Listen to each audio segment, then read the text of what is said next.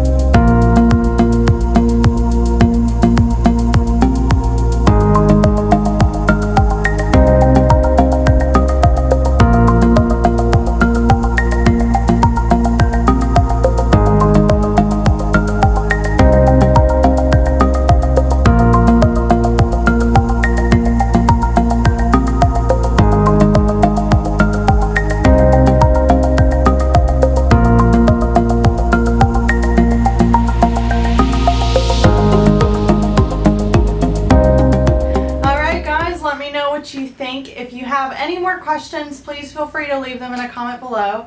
As always, check out the comment box for my formulations. I will share that with you guys there. And let me know if you've tried a wet balayage. What did you think? Because I love it, and I swear to God, I'm never balayaging dry hair again. It's amazing. Alright guys, give this video a thumbs up, share it with your friends, and subscribe to my channel. I'll see you next time, guys. Bye!